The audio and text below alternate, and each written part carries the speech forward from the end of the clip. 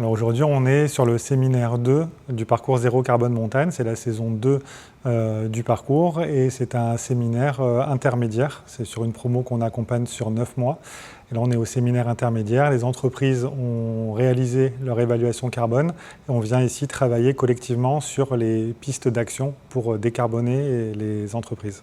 Les domaines skiables de France, en l'occurrence, ont pris des éco-engagements très forts depuis longtemps, à plusieurs niveaux, pour les opérations de nettoyage, de ramassage des déchets, également les éco-conduites pour les engins de damage, les éco-conduites pour les téléporter, etc.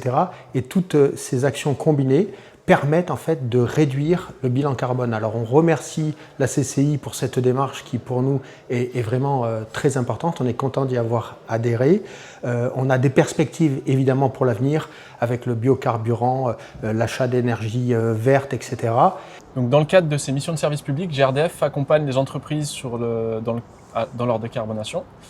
Et ce deuxième séminaire du parcours Zéro Carbone Montagne avait vocation à travailler le plan d'action des entreprises. Et GRDF accompagne les entreprises d'abord sur la partie optimisation des consommations, sur le changement de système, éventuellement dans la partie conception ou a posteriori sur le suivi des consommations. Ça, c'est le premier poste. Un deuxième poste qui est sur la valorisation des déchets organiques, sur des stations, sur des cantines, sur des événements ou des déchets organiques des territoires en gaz renouvelable.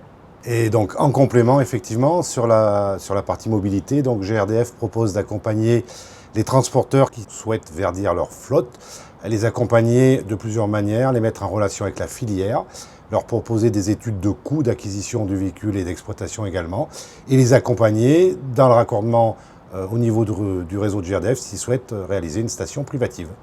Alors cette année, on a 14 structures qui sont engagées dans le parcours. L'année dernière aussi, exactement le même nombre, 14 structures.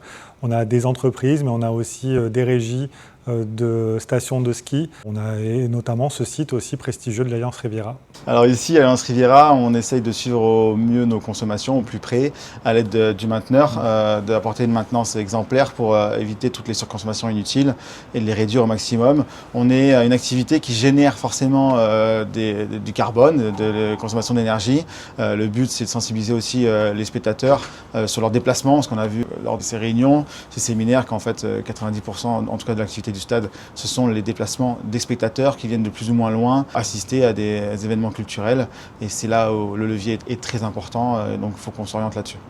Ce qu'on met en place, on a toute une équipe dédiée qui est présente H24, enfin, en tout cas tous les jours sur le site et lors des événements, qui sont là pour faire des rondes, notamment de détection et d'anomalies de fonctionnement, de suivi des consommations énergétiques. Chaque année, on rencontre Benoît pour faire un suivi aussi de la performance énergétique et des consommations. Et après, moi, mon rôle concret sur le terrain, c'est d'identifier des pistes de décarbonation en lien avec nos activités, d'une part de maintenance, et d'autre part de développer des projets pour améliorer la performance globale du stade. Notamment un sujet de fond qu'on parlait aujourd'hui et qu'on va essayer de pousser dans le cadre du parcours, c'est de pouvoir consommer l'énergie de façon juste par rapport à l'usage du stade. On a lancé un AMI, donc un appel à manifestation d'intérêt, en début d'année pour sélectionner des entreprises de la chaîne de valeur de la montagne. Donc on a des entreprises qui sont des stations de ski et des entreprises du transport qui vont amener des clients dans les stations. On va avoir des entreprises de l'événementiel, on a des entreprises du BTP qui réalisent des travaux dans les stations de ski et on leur propose ce parcours d'accompagnement pour les préparer au JO et notamment à répondre au marché de la Solideo et du COJOP pour réaliser les grands travaux d'infrastructure. Le contexte actuel de changement climatique nous rappelle que l'activité économique peut avoir un impact fort sur l'environnement. Par ailleurs, on l'a vu qu'il y a des contraintes géopolitiques qui réduisent la disponibilité des ressources fossiles. Donc réduire leurs besoins, s'appuyer sur des énergies renouvelables et travailler en circuit court, c'est une manière pour eux de renforcer leur résilience. Donc c'est des choses sur lesquelles GRDF peut accompagner. La question du développement durable doit être au cœur de nos préoccupations aujourd'hui. C'est vrai, parfois ça peut coûter de l'argent, c'est des démarches à mettre en place, mais au-delà de ça, c'est plutôt une vision, un état d'esprit qu'il faut avoir pour être tourné vers l'avenir. Donc bien sûr, tous les niveaux de candidats, il faut qu'ils soient motivés pour préparer l'avenir des industries de façon générale et bien sûr des domaines skiables de France.